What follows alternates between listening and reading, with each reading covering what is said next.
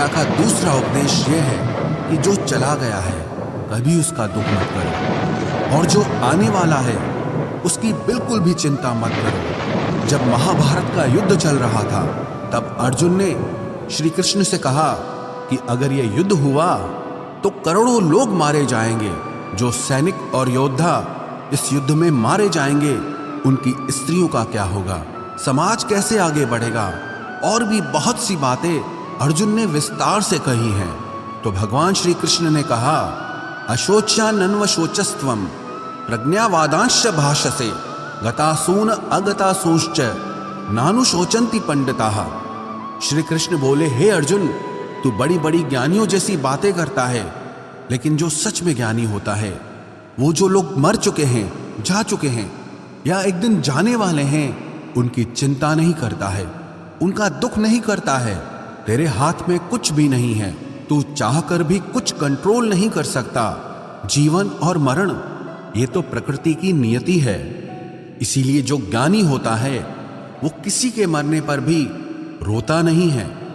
ज्ञानी जन ना ही बीते हुए कल का शोक करते हैं और ना ही आने वाले कल की चिंता करते हैं। इसीलिए जो होने वाला है वो होकर ही रहता है, और जो नहीं होने वाला है वो कभी नहीं होगा।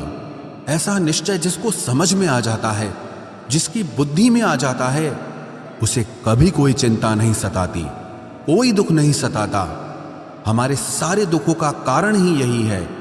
या तो हम जो वक्त गुजर चुका है उसे सोच सोचकर परेशान होते रहते हैं, या भविष्य की चिंता कर करके खुद को बीमार कर देते हैं, नष्ट कर देते हैं।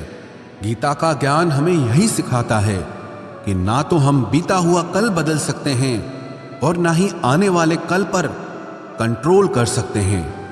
हमारे हाथ में सिर्फ वर्तमान है, सिर्फ आज का ही पल है। हमारा 98% तनाव और चिंताएं भूतकाल और भविष्यकाल के बारे में सोचते रहने से होता है। हम हमेशा उसी में ही जीते रहते हैं, मगर वर्तमान में कभी नहीं जीते, इस पल को कभी नहीं जीते।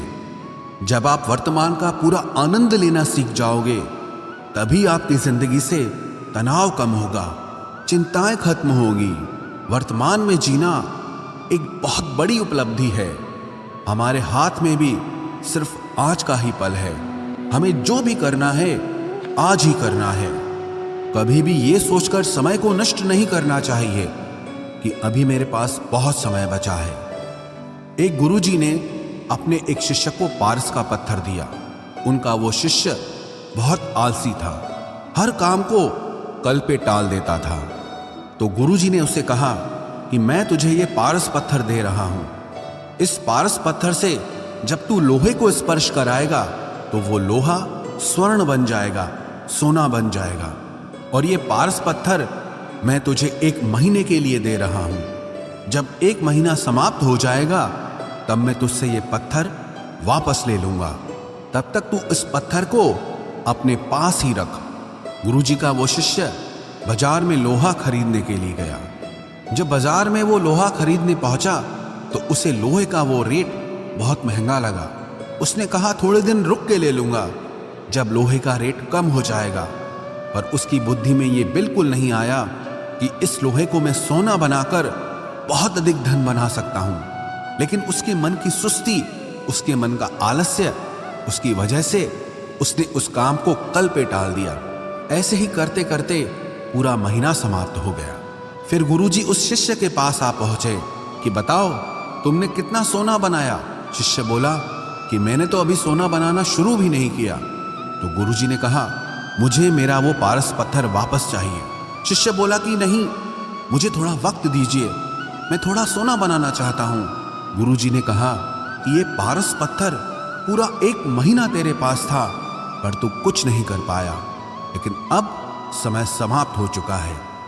ऐसे ही ये हमारा जीवन है, हमारी जिंदगी है, और ये समय ही पारस पत्थर है। हम समय के एक एक पल से अपने जीवन को सोना बना सकते हैं, लेकिन हमें ये लगता है कि हमारे पास बहुत समय बचा है, एक दिन जिंदगी को जी लेंगे, एक दिन जिंदगी में खुश हो जाएंगे। लेकिन वो दिन कभी नहीं आता और हम जिंदगी भर भागते रहते हैं, चिंता करते रहते हैं, दुखी होते रहते हैं, लेकिन जिंदगी को जीना, खुश रहना हम भूल जाते हैं। इसलिए गीता का ज्ञान हमें यह सिखाता है कि आप आज में जीना सीखो, इस पल में जीना सीखो। गीता का तीसरा उपदेश यह है कि मौत से डरना बिल्कुल व्यर्थ है। श्री कृष्ण ने गीता में कहा है कि यह संसार मृत्यु लोक है। जिसका भी जन्म हुआ है वो एक दिन जरूर मर जाएगा। जिसका आरंभ हुआ है उसका अंत अवश्य होगा। हम इसे रोक नहीं सकते। जैसे हम रोज कपड़े बदलते हैं, वैसे ही हमारी आत्मा नया शरीर धारण करती है। मृत्यु सिर्फ इस जीवन का एक नया आरंभ है, इस जीवन का अंत नहीं है। आत्मा कभी नहीं मर सकती और ना ही उसे कोई मार सकता है। लेकिन मौत का डर मनुष्य को सबसे ज्यादा लगा रहता है। मौत का दुख भी इंसान को सबसे ज्यादा होता है। एक पेड़ में दो पक्षियों का जोड़ा रहता था। उन दोनों को एक दूसरे से बहुत प्रेम था।